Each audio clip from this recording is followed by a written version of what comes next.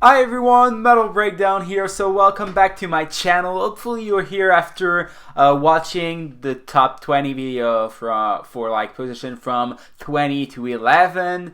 But if you're here only for the top 10 because you don't have a lot of time, that's fine as well. Welcome back. So yeah, like I said in this video, we'll talk about the top 10 for the best rock and metal album of 2019. There will be a link, Amazon affiliate link, in the comment section if you want to buy any of these albums. Just do it with my link. That way I'll get a small portion of the profits, but it will still be the same price for you, so everyone is a winner.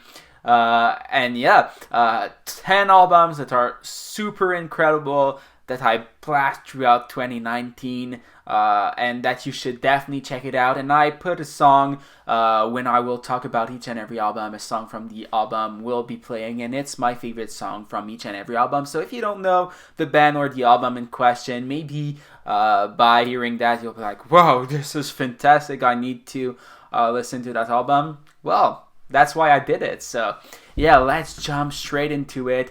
In the 10th position, I went with Disguise by Motionless in White. Super good album, super good follow-up to their 2017 album. What was the name again? Something with the Graveyard Shift, I think.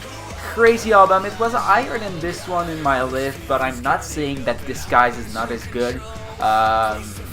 I'm still not sure which one I prefer between the two. They're pretty much on the same level, I would say, and I think they went with the same producer for both albums. So yeah, they nailed it for both of them. Great fucking job again by Motionless in White. One of the only band that I really like that I never got the chance to see them live, so hopefully this will happen. And by the way, when I did my album review for this guys, the lead singer, Chris Motionless himself, messaged me on Instagram to thank me for the review, so that was fantastic. Okay, so in the 9th position, I went with the brand new album by Korn. It's called Nothing. At first, when I listened to the album and I did my album review, I was like, wow, this is better than the Paradigm Shift and better than the album that came out after. What is the name? Oh, The Serenity of Suffering. But I'm not sure anymore. Don't get me wrong, it's a really great album. It made it into the fucking top 10 of the greatest album of the year, but maybe I like The Serenity of Suffering a bit more after all. Still not sure, but yeah, that's what I think right now. In the 8th position, this one will surprise a lot of people, and a lot of you guys will be like, who the fuck is this band? And I'm putting Premonitions by Dead Throne. A band I discovered like in September or October of this year.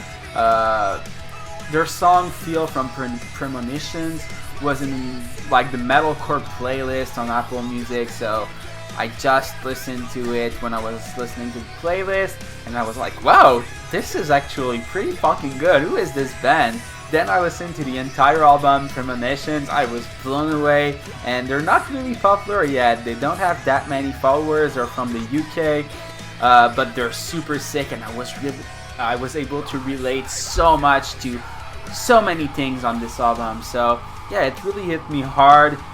Definitely one of my favorite albums of the year, and even in 2020, I'll continue to blast it like once a week. It's that great. It's metalcore, so if you're into that and you want to check them out, I strongly suggest you to do so. In the 7th position, I went with Heart and Sky by Of Mice and Men, a band I love since 2013, I think. Around that time, The Flood was my jam back then, one of my favorite albums ever, and Heart and Sky is so surprising because I never thought they would be able to do an album as good as this one again. Heart and Sky, fantastic from start to finish, and my favorite song on it is Grave Dancer, the song that is playing right now. I was able to see them live during that album cycle. It was like in this really small venue, way smaller than the venue they played like the other time they came in Montreal. But at the same time, like, the lineup was not really with big bands. It was with really small bands. I think it was Bloodbath. Another band, I always forgot the name. They're not really that big, but they're getting some traction. The sixth position, I went with In Cut of Venom by Opeth. Great follow-up to Sorceress. And it's their fourth album, but it's not like death metal. It's really like progressive rock. And in my opinion, the strongest one among these four albums. Such a strong album, full of emotion, beautiful songs. I could listen to it all day, I'm not even kidding. Now, the most important part of the video, the top 5, obviously. So, it's weird because the top 20 was so hard for me to make, but the top 5 was not that hard to pick, so yeah, let's fucking go. In the 5th position, I went with The Sea of Tragic Beast by Fit for an Autopsy. Crazy how good this album is. Definitely my favorite deathcore album of the year. Listen to it if you haven't already. It's incredible, and they're coming to Montreal this spring, well, next spring in 2020 with Die Hard is Murder. So I can't fucking wait to that show. It will be insane. In the 4th position, I went with Rapture by Betraying the Martyrs. Incredible band. My friend introduced me to them this year before the album came out, so I was blasting the Brazilian all summer. Incredible album. I would say that Rapture is not as good as the Brazilian, but still strong album. In the 4th position this year, and I blasted so much this fall. I had a great time with this album, guys. Now with the top 3, I went with Finding God Before God Find Me by Bad Omens. I love these guys ever since they dropped the first album, and even before that I was listening to the singles. I had the chance to see them live in 2016, right after the release of the first album. Crazy. Finding God Before God Finds Me is not as good as the first album in my opinion, but still strong as fuck. And it was released around the time of my breakup this summer, so it really helped me a lot to like get through it in some way. I just remember blasting the last song on the album on repeat over and over again, and it just helped me, you know. But my favorite songs are Running in Circles, Dethrone. I love Mercy a lot as well, if I'm there. And they just dropped a new song because they'll have the loose version of the album. I think it's coming out in January, and the new song is incredible. I listened to it probably already 20 times. I love this fucking band. God damn it. In the 2nd position, I went with I The Mask by In Flames. I just love the vibe of this album so much. I had the chance to see In Flames twice this year live. Incredible band. Also the band I listened to the most this year, like overall with all their albums and everything. I was so into this band, and this album is not a disappointment. In my opinion, it's incredible, especially the first half of the album. If the second half would be as good as the first half, would definitely be my album of the year. Crazy how good it is, so yeah. And the first album, I'm picking up We Are Not Your Kind by Slipknot. Whew! At first I never thought I would say that, because when it was released I was really not feeling well, so I did not really pay attention to it, so it took me time to truly get into We Are Not Your Kind. At first I was like, it's really not as good as Point 5, The Great Chapter, or Iowa, or Volume 3. This album is really not that great.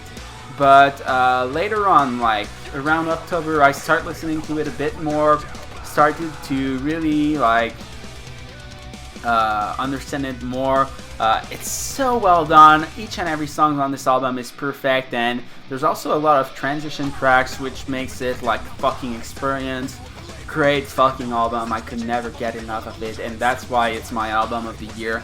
Also, really great memory with it, because when Unsaint was released, it was in May, and I was on my way to Columbus for Sonic Temple Festival, so it was a long drive to go there, 12 hours from Montreal, So yeah, I was listening to the song a lot in the car, and there at Sonic Temple they were always playing Unsaint on the big TVs between the sets. So yeah, I heard this song so many times during that weekend. Great memories and great fucking album. So you have it, guys. There we go for my top 20 of the best album of 2019. Hopefully you enjoyed it. I was thinking maybe I could do like a video where I would do a top 20 of my favorite album of the decade. Is that something that would interest you? Let me know down in the comment section. And I also thought I could do like my favorite album of each year of the decade. So favorite album of 2010 until 2019. You already know this one, We Are Not Your Kind by Slipknot. But for the other year, that could be kind of cool. So let me know as well down in the comment section. Thank you so much again, guys. Don't forget to subscribe. Don't forget to like the video to help me with the YouTube algorithm. And I'll see you all next time. Peace.